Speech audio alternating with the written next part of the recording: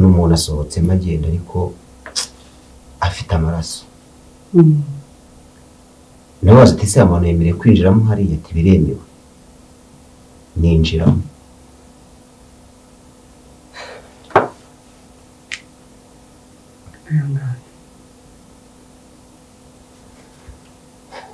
Ninjiyemo nsanga barimo barakoropa. Bari gukoropa. Bari gukoropa amaraso. Narabimenye. Babaye kimbona ati wowe kujya he? Nje kureba umuntu wanjye urimo hano. Se ninde? Iradukunda. Muganga wari muri abaranyumvishe ahita azansanganira. Ramfatanyije ku gatebe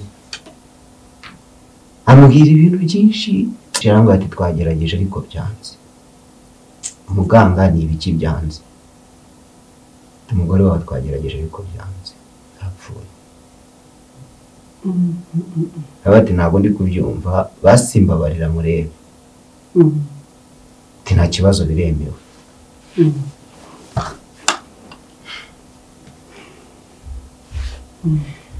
Abonye ifoto nkuru itazamvamo. Mudamu wanjye yapfuye aturitse.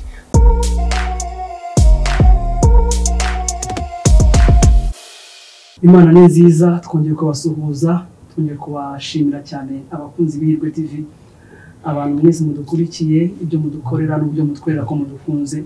Imana yacu ibaho umugisha kandi Imana ibagirire neza. Rero uko biri kose ubuzima burahinduka, ibintu bijya bigenda ukundi, ubuzima urimo bwose dushima Imana, kubera ko Bibiliya iravuga ngo dushima Imana mu bibi no mu byiza. Rero turi muri kiganiro healing testimony cyangwa se ubuhamya bukiza.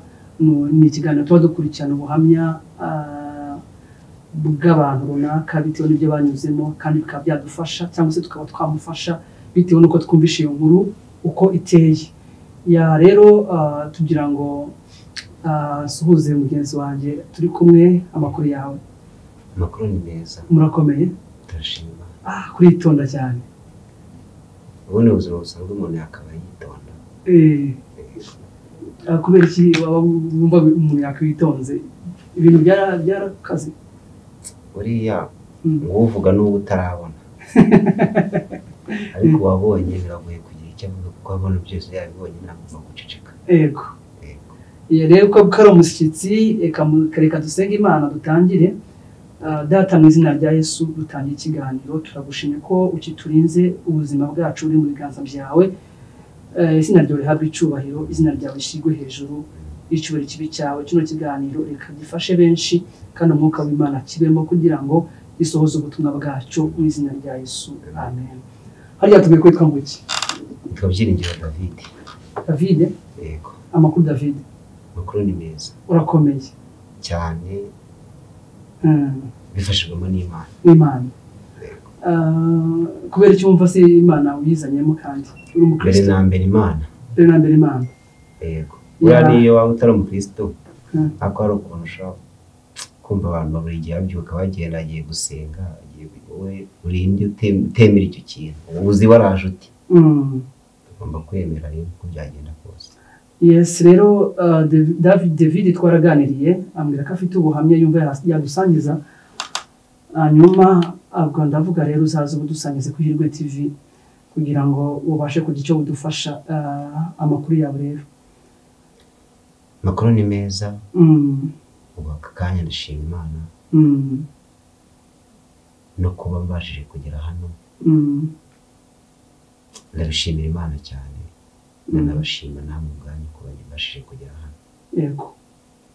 Uri umuntu ugeze kumva ubuzima bwanjye, ambwira ijambo ariko sinzaryibagirwa. Arambwira ngo Imana yarankoresheje ingira icyapa yandikaho kugira ngo abantu bige. Bitewe n'ubuzima bwanjye bw'ibyambayeho, nkabona nakomeye izi saha. Mbigeze zongera ijwi gatoya. Yego.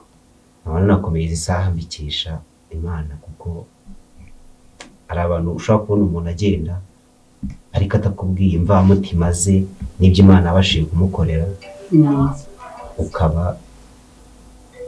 utabyumvisha nk'umuntu bitewe n'ukuntu ubona agenda mbona nigenda aho ndakana k'imyaka mikeya ariko katahuye n'ubuzima ariko nahuye nabwo bukomeye cyane. Byagenze bite? Mu rugendo rw'ubuzima bwanjye rugoye runababaje ariko byose kubera Imana ibizi impamvu izitangira bikagira n'iherezo. Yego. Irareka byose bikatubaho kugira ngo twige cyangwa se n'abandi bige. Hari indirimbo itorero ry'abadive bajya bakunda kurimba Ambassadors ivuga ngo wari uriho igihe umwana wawe yababazwaga cyane. Turi bandi bo kutumva ko tutababara na Yesu yarababajwe.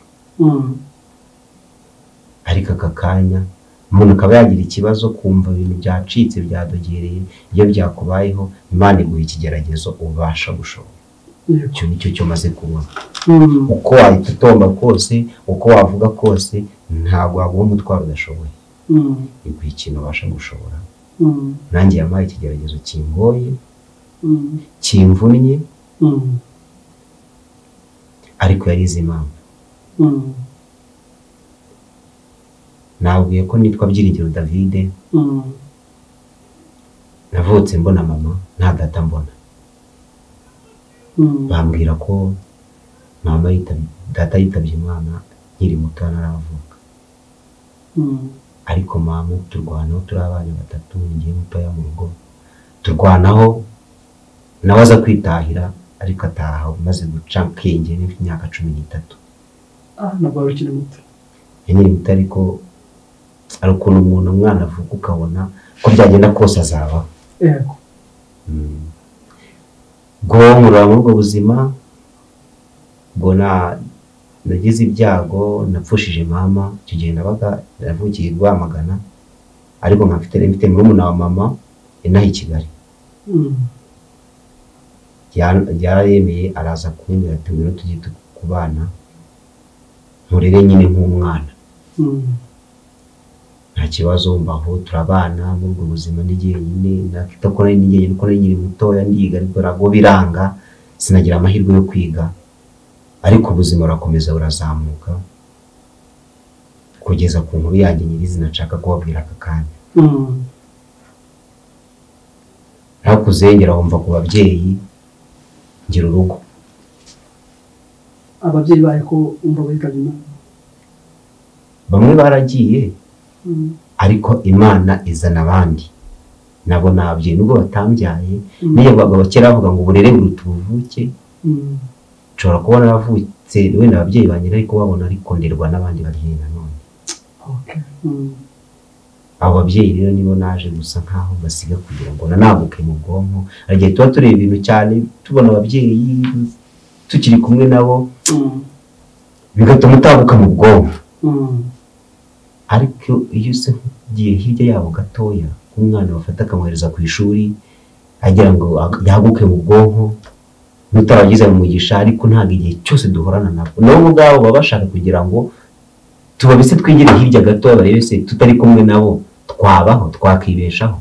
Bigashimisha ababyeyi iyo babonye umwana yigiye hirya akabona abayeho kumva umwana yagize indangagaciro nzima. Uhita uvuga ati nkanjye w'umubyeyi nitaye ku mwana wanjye kumva nawe birakunejeje. Niyo kurakureze ni murumuna wa mama. Yego. Niwe wandeze. Ubwo muza gutandukana? Tuza gutandukana ariko dutandukana mu rwego rw'imikorere imibanire ariko ubuzima busanzwe tugikominikana tunahura kenshi ko ntabwo twatandukanye kujya mu ntera ndende. Ni hafi mu mudugudu umwe ariko umwe mba mu nzu yanjye nabo baba kwabo ko nari maze gukuramo umva kubana n'abantu umugabo n'umugore nawe usa nkaho amaze gukura biba bigoye. Yego. Nuko nibwo nagiye rero nshaka umuryango ngira umugore mu buryo nabwo busa nkaho ni nk'Imana yabikoze sinzi uko nabikubwira. Kuko umugore twakundanye twamenyanye uyu munsi twakoranye iminsi 3. Nibyo? Twamenyanye uyu munsi tuvugana ejo tubana kundi munsi wa gatatu. mwari bose kuri cyane umva mukunze se je nari mukunze ariko twabanye kubw'ikibazo ntabwo twahise tubana direct nk'umugore n'umugabo ariko twahise tubana mu nzu imwe kubw'ikibazo nawe yaragize cyuko aho yakoraga kazi kari gahagaze kandi bamuhagarika batamuhembye ngo ahita ataha abenganije navuga ati rero muri n'uburi mu rugo muri iyi minsi tugereza amafaranga yawe muri iyo minsi yambereye imfura biraje mu cyumba kimwe numva no kumurekura ko bigoye ntimwahura muri ni ukuri kw'Imana mu ijuru ntabwo tugire duhura wenda ntawe uri hano aka kanya ngo abyivugire ariko we nanjye n'Imana niyize ukuri kabana ibyo biragoye kumvisha umuntu ikintu babanye mu nzu ariko biragoye ariko bibaho kubw'impamvu y'Imana yabiteye ubwo twabanye ibyumweru 2 twamenyanye 2022 mu kwezi kwa 11 ubwo aza gutaha agiye kurya agiye kuri iminsi mikuru iwabo nayo wabo yari Kayonza aragenda ariko yari yarize we kintu yandushaga je ntabwo ngize ngira amahirwe yo kwiga kuko nagarukiye mu 6 primaire nabwo sinigeze muri cya leta bitewe n'ubuzima bubi nari ndimo ariko yaragize amahirwe yo kwiga yari yanakoze ko ari akagiye kukureba niba amanota azayabona amenye yazajya kwiga kaminuza ko yakoze mu 6 ambwa ati rwose bitewe n'ukuntu twabanye n'ukuntu nakubonye ko umuntu warizwe ndakwemereye nindamuka nsinze ngiwe nzaza tubanye ariko nintatsinda nzabikansuringa kugira ngo njye ku ishuri yego nawe ku masomo kugira kuko yarazi ubwenge sinzi uko nabikubwira ndagiye nanjye nsigara nsenga senga nkunda gusenga ni umudivantiste ariko narabitaye narabirenze sinzigire mbirukira ku rusengero rw'abadive aragenda nsigara nkabaza ati Imana waba bari agatsinda hari igihe abantu bagera ku kintu bitewe n'amasengesho y'abandi kandi mu buryo utazi nuko arangije aragenda ku itariki 11 z'ukwa mbere 2023 nibwo abakoze 2022 amanota yari gusohoke amanota yarasohotse muri igihe kingana iki muri kumwe ubundi mu rugo twabanye ibyumweru 2 ko twamenye mu kwa 11 hagati mu kwezi ahita ajya mu rugo kuko yagiye kuri iyi minsi mikuru 25 ibi bya Noheli n'Ibunani tumaranye ibyumweru 2 gusa mukibana nk'abantu turi kumwe nk'abavandimwe nta kindi kintu karika ariko aramutangiye kumukunda n'ataha karahubwo byarandenze ngiye kurwanya uruhande numva twakabanye ariko yarambwiye ati no paka mbanze menye niba nzatsinda cyane azatsinda kuko mu rugo nabakene ndihirirwa n'umushinga kugira ngo nige ningira umugisha ngatsinda nzigera kuri buruse nintatsinda wa mushinga ntabwo uzanyishyurira reka ndebe menye amahirwe ko ndi gutsinda nimbona ndi gutsinda ko ndigera kuri buruse ya leta nzaza nta kibazo ngo yaragiye nsenga nanjye nkuko nabikubwiye ngize n'umugisha aratsinda ugatamina haleluya Imana irabikoze aratsinda bimwikubiye kuko yabuze amanota n'inguzuze 100% yawe bashakaga yarazi ubwenge sinzi ko nabikubwira yarabimiriye ndishima cyane ndavuga ati rero soza amasezerano twagiranye gahungini aravuga ati nta kibazo ndaza yaraje kuri 11 z'ukwa mbere tutangira kubana kuva umunsi ariko ntabyo bari bazi nanjye nari umukene nta bushobozi nari mfite bwo byari bigoye pe ariko bitewe n'indangagaciro namubonyeho nicyo cyatumaga numva ko yaza tukaba turi kumwe tukazatujya nyuma tukajya kwirega twanagiyeyo tujya kwirega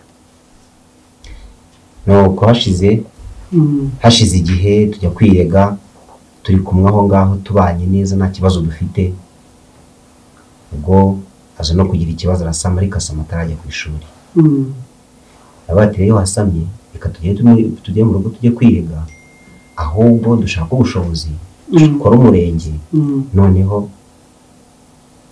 mu rugo tuzaba tujyayo nyuma ku ishuri umwana numara kubyara umwana amezi 3 uzajya ku ishuri nta kibazo ibyo birashoboka aranyemerera ubwo tubayeho bitewe n'uko nanjye akazi nari mfite kaba karahagaze byari byo kujya mu murenge turabihagarika tubayeho gutyo ubwo igihe cyo kubyara kiragera kumva twabanye mu kwa mbere ajya kubyara mu kwa 10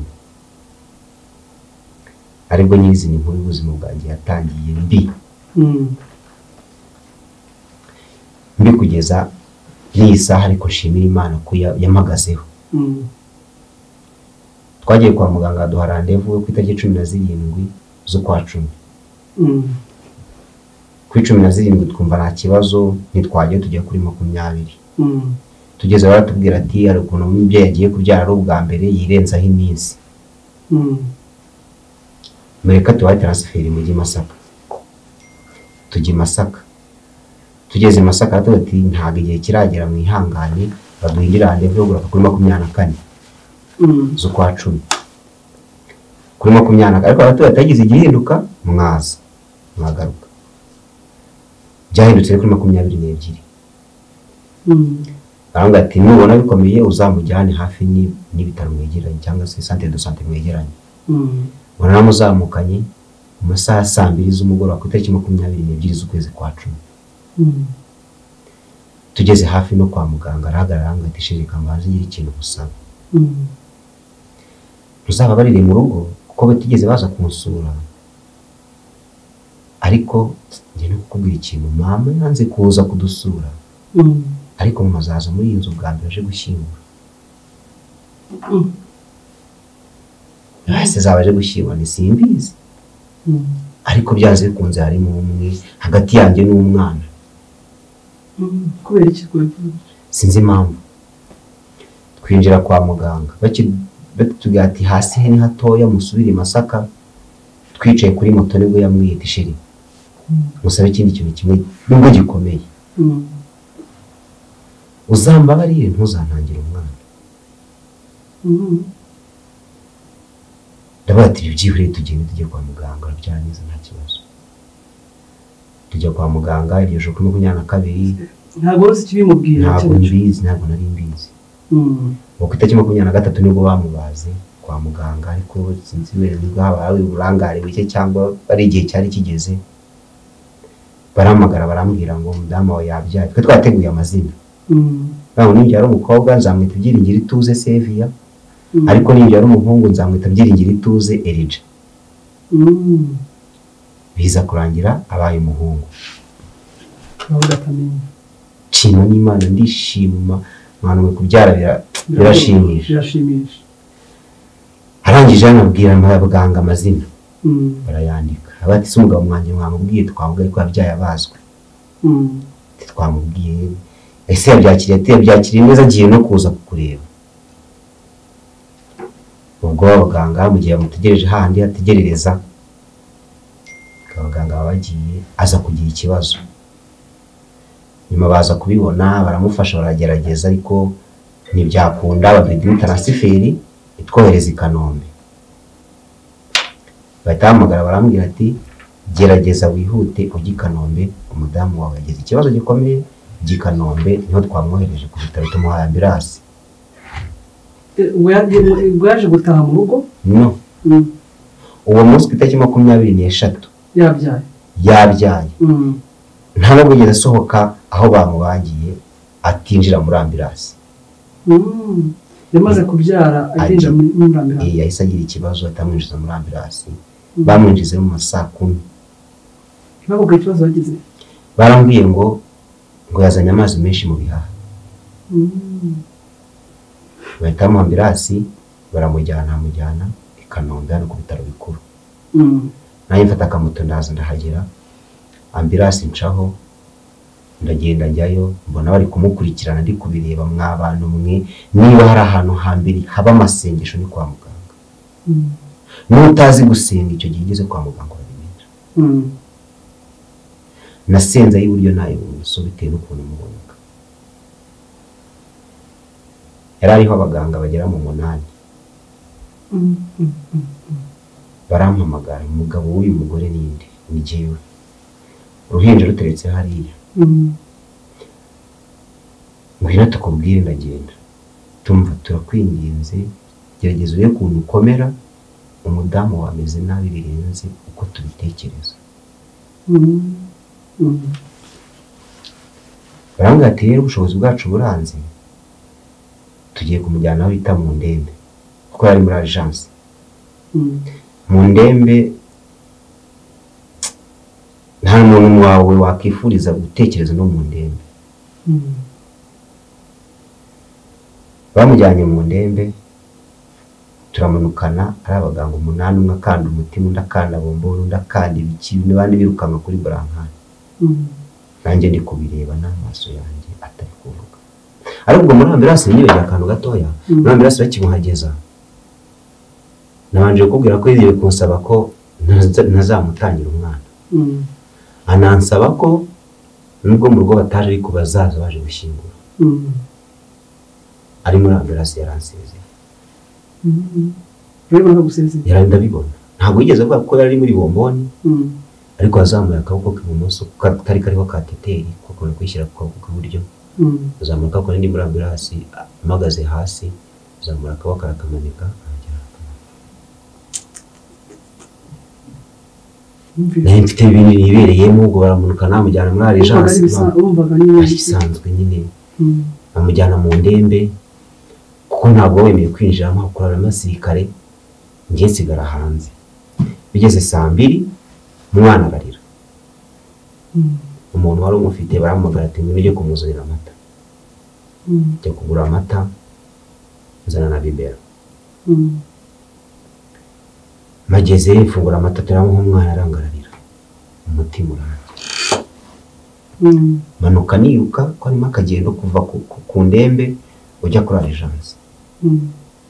Manuka niruka ngeze kuri agence ku muryango, mbona umuntu asohotse magenda ariko afite amaraso. Ndabaza ati se abantu yemereye kwinjiramo hariya? Ati biremewe. Ninjiramo.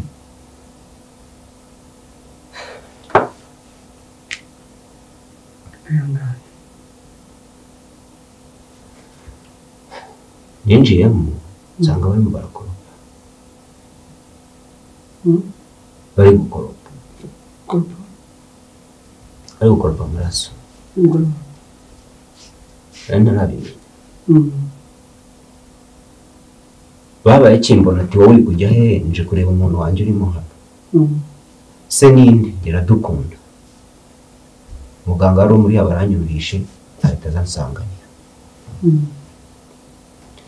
Baramfatanyije ku gatebe, amubwira ibintu byinshi.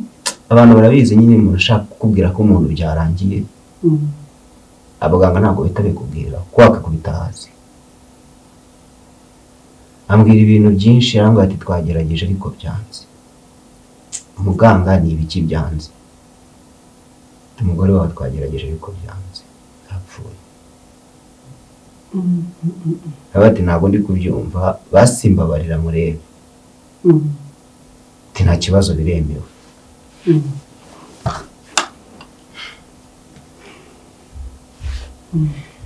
Abonye ifoto nkuru itazamvamo. Mudamu wanjye yapfuye aturitse.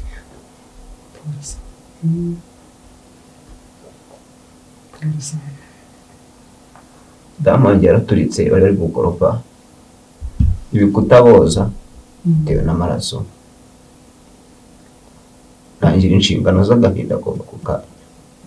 Kugeza kwa muganga bambwiye ati tubabarira rushyinguye muri iri joro. Ati ntabwo byakunda. ko mushyingura kandi afite imiryango.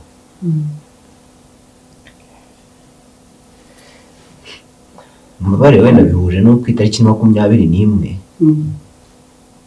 urumva birahuza cyane n'igihe umudamu wanjye yapfiriyeho kandi mu kwezi kwa 10.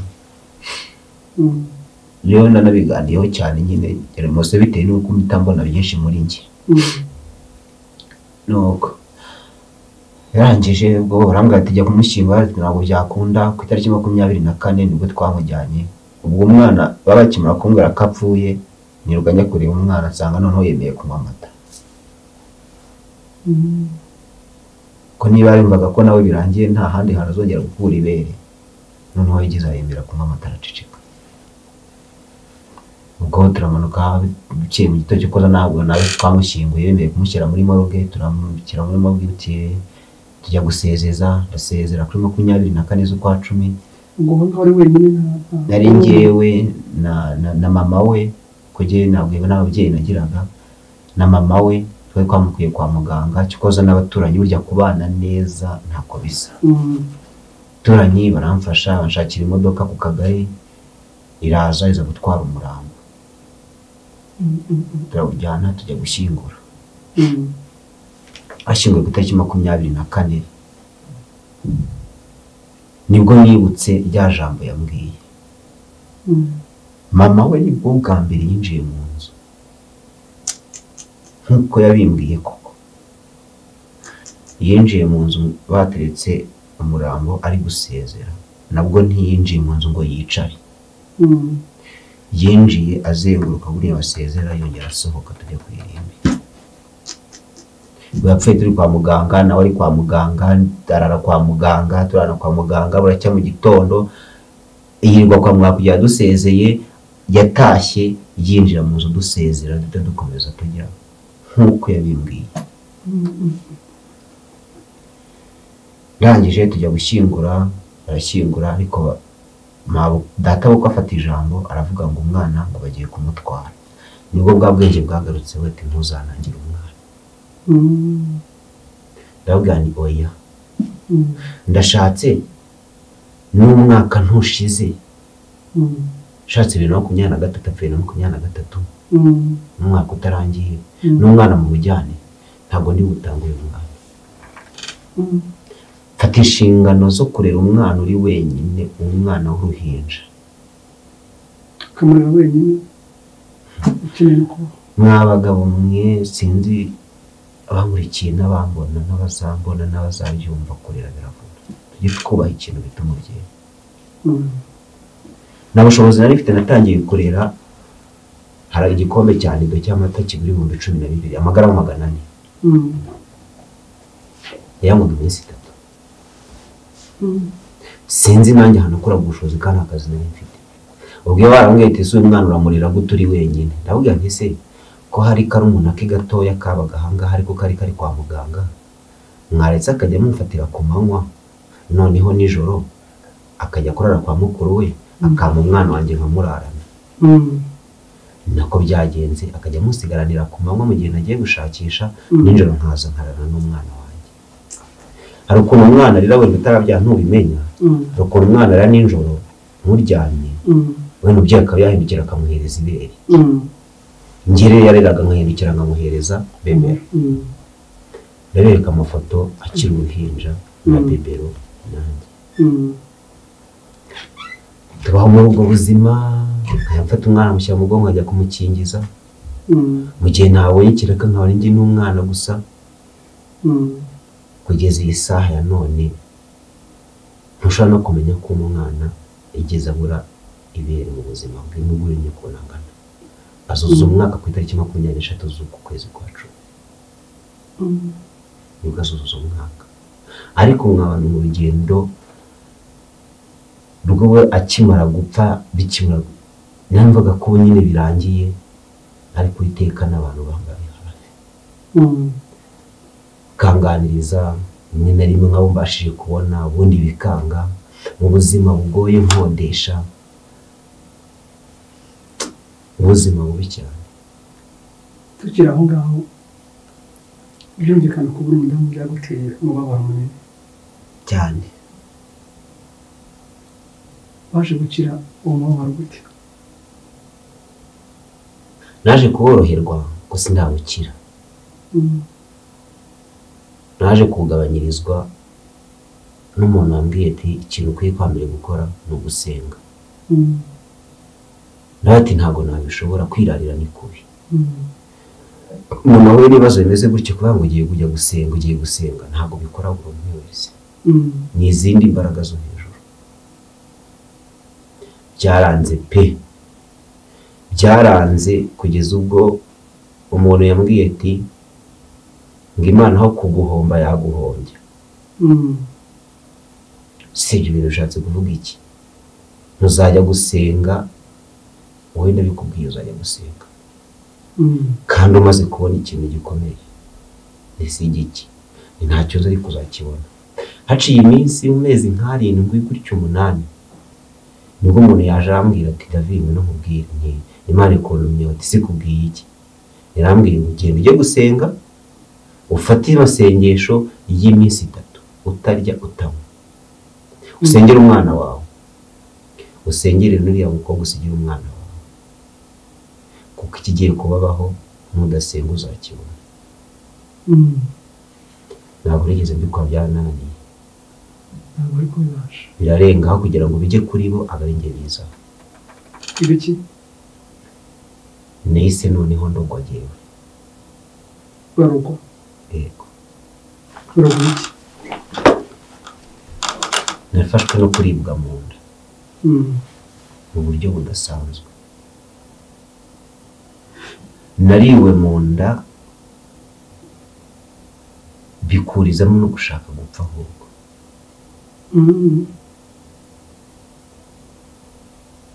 nibaza icyo gihe uri umwe mu bantu nahamagaye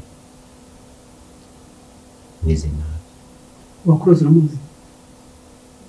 nabashije kumumenya. wamuroze ute? uriya yitwa wamumenye ute? namubwiwe nuko bambwiye ati senga cyane Imana izakwereka ibi bintu. ni ibintu yantererezaga akabikorera muri toilette yo mu rugo. yego. namubwiye ati nusenga uzamuca intege. ntabwo yaza akabikora yaza akabikorera muri toilette yo mu rugo kuko agomba kuyikoresha byanze bikunze ngiye bikangiraho ingaruka. ingaruka zari ingaruka zo kuribwa mu nda. ako nshatse kurya kose nkakaruka, ako nshatse gufata kose bikanga, ahubwo noneho nkabura umwuka nkenda gupfa. kandi ufite n'abana? na wa mwana ugomba no kumureba cyane. mbese wumvaga biterwaga n'icyumuka umuntu cyangwa se byagendaga bite? buriya ari igihe abantu badashimishwa no kubona abandi bariho. wenda yatekereza akabona uburyo mbayeho wenda nubwo bugoye ariko mbashije gukomera ku mwana wanjye. sinzi icyo bimuteraga. buri umuntu ntabwo ahemukira umuntu, ntabwo afite impamvu umuntu atabasha kumenya. ngo umunyamasengesho umwe niwe wambwiye ngo mbere yo kugira ngo ubabarirwe urabanza ukababarira. ugomba kubabarira ndetse byanze bikunze nagombaga kwiyumvamo ko ngomba kumubabarira. mbese wumvaga nutamubabarira uzamukoresha ukazamukorera iki? ntacyo wamukorera. kuko niba umuntu yabasha kugukoresha adahari wamukorera iki se mubaye muri kumwe? afite ubushobozi bwo kukugeraho yagukorera ibirenze ibyo yagukoraga adahari. ubwo nakubwiye ngo mubabarire umurozi. mubabarire. niyumva ko mubabariye ngewe mubabarire muri nge, nanjye kuri nge ibiriho byose ni nako gukira kwanjye birava. ubwo byaje waje kubyumva bigenze bite? ntabwo nabyiyumvishaga ariko icyo Imana yashatse kiraba. navuze ati ngewe ko rwanjye ruhande ntabwo nabona izo mbaraga zo kumubabarira. Imana imfashije yonyine niyo yayo ubushobozi bwo kumubabarira. nabatera intambwe gusa wewe yumvemo kumubabariye, Imana irabigufashamo kuko nabikoze koko numva muri ngewe ndavutse ndamubabarira. kandi nyuma yo kumubarira nabonye ingaruka nyinshi nziza. Nibwo naje gukira ayo mazi nagiraga. Nibwo naje kumva ntagira gukora, ntagira gushakisha ko waje kumubabarira umutima. Muri njyewe niyo mutekereje mba numva ari umuntu usanzwe biraho, numva nta n'imbaraga yabona zo kunkora. Ariko hari ibintu bajya bamubwira ngo yajyaga guhamagara igihe runaka akubwira ibigiye kubaho. Bakunda kubimbwira. Ariko buriya ngo amatwari y'urupfu yo niyumva, ariko uyu umuntu akubwira ikintu ntugiha agaciro kitarakubaho. Ariko iyo cyakubayeho nibwo ugira uburemere bwa cya kintu. Nibwo wumva cya kintu umuntu yakubwiraga koko. Nubwo ababyeyi bagera gatubwira ati muce muri izi nzira nziza mugenze gutyo, ukabona ni ibintu bigoye. Leta nayo gatubwira ati mukore mwizigame, dore ejo n'ejo bundi bizagenda tukabona inzira zigoye. Umenya ko zari zigoye icyo gihe kigezemo. Kabati wa mugani uza kubigenza gutyo byari kwameze gutyo. Iyo waza kumbwira amasengesho mbere nkaza kuyakora, ntago wenda nari kuba naciye muri ubwo buzima. Ariko nayo iratureka kugira ngo tubanze tubinyuremo, none ijye kubona yatubwira ati nari nakumviye, ariko nta kanyafu nari nkucishijeho. Yego. Nyine wagiye kumbwira ngo yaragutelefona afite nimero zawe wowe utamuzi. Ntabwo ari umuzi. Ntabwo nari muzi. Ariko akaba azi nimero zawe. Yajyaga guhamagara akakubwira. Yajyaga guhamagara. Akamagara kuri telefone. Se bimeze bite? Njye numva ntabwo wakanga kuvugisha umuntu utazi. Bimeze neza, bimeze neza. Bimeze neza, bimeze neza ni. Wongera ngo kuri we bikamubabaza. Kumva ko nanameze neza bikamubangamira.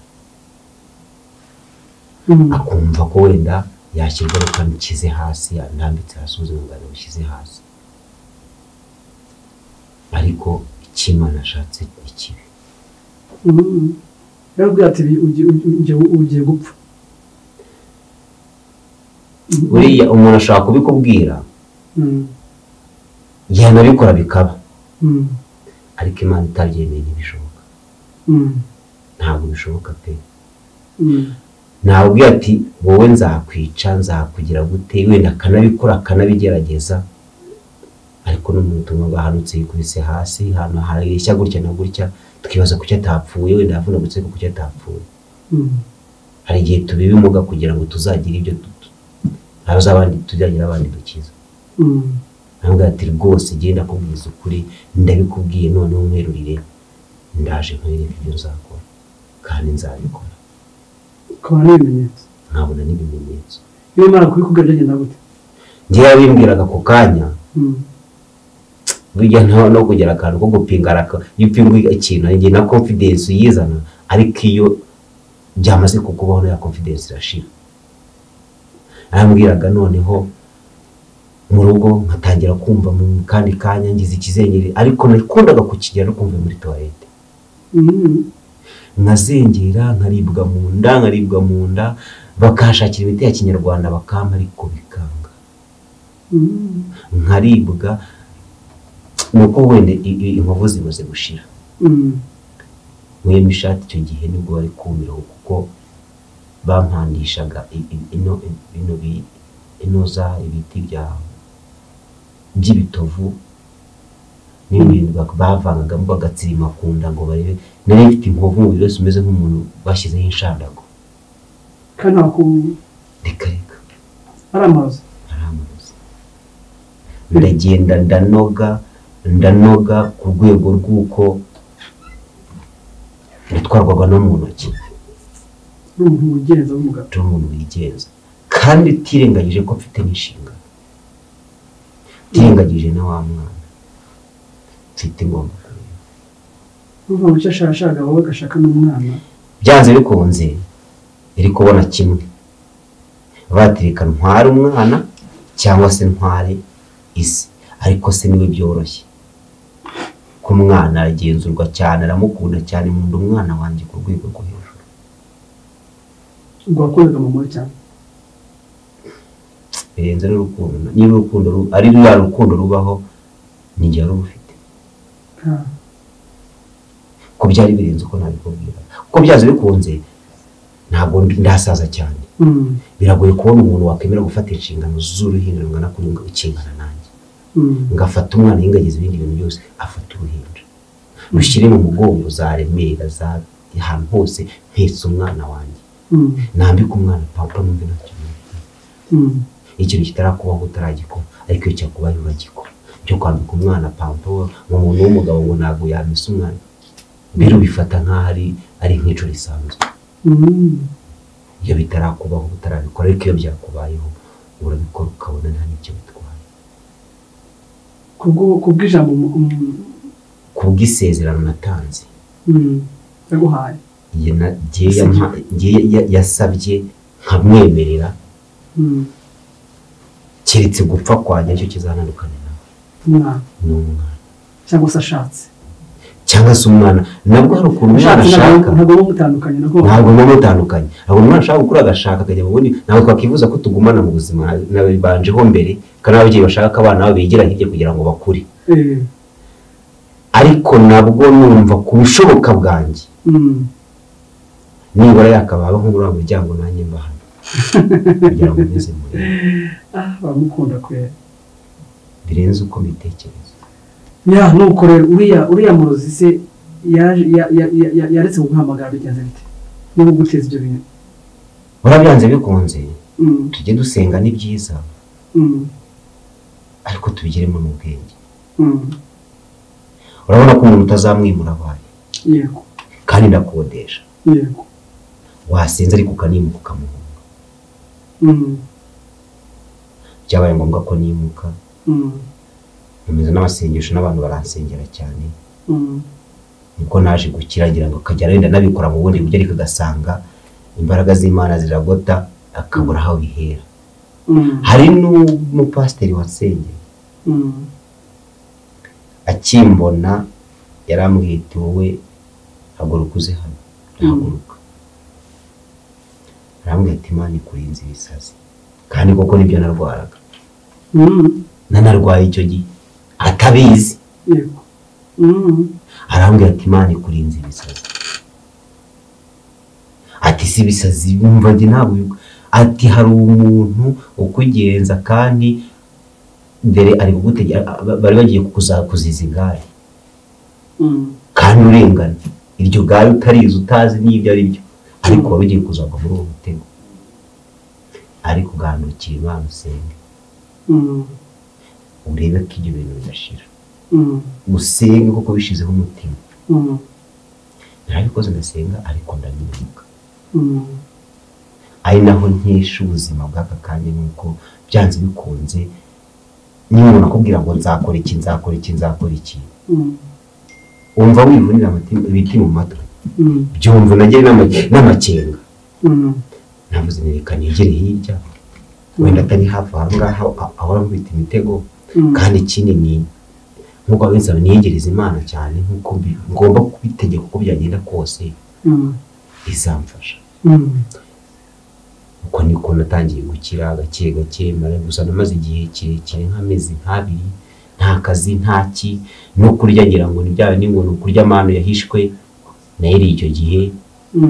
Imana iramfasha, mbona ngeze iyi saha ya none nkihumeka. Ubu rero umeze ute? Kuva nkihumeka ndashima Imana ko ndaho meze neza, ariko bya bindi twita ngo ubaza umuntu ngo umeze ute, kimeze neza kandi uzi neza ko ushonje. Wenda kwanga ko ari buguseke se niba ariko tubifata, cyangwa se bibone nabi, ariko umubaza bite ni byiza kandi uzi neza ko hari ikibazo. Mu by'ukuri ngushaka gukira indwara y'irata, ndi umukene, ndakodesha, nta kazi ngira, nibyo birakambona bitewe n'ubushobozi bw'ibyo nize gukora, nibyo mbasha gukora igihe cyose. Iyo mbashije kubona ubwo bushobozi bwo kuba nabijyamo, mbashije kubona ako kazi, nibwo tujyanye n'amasinakisi, imigati, ibintu nk'ibyo, makeke, nibyo tunikorera neza, ibintu bya food processing. ibyo mba nibereyemo, ariko mu by'ukuri numvaga nk'abadukurikiranye ikintu nabisabira. Hari abantu bafashwa n'amasengesho y'abandi bantu batazi. Mu by'ukuri nkeneye abantu cyane cyane yego kurenza ibintu, kuko hari abantu haboneka n'ibintu, ariko ibintu bihari ntubona abantu bamaze iki.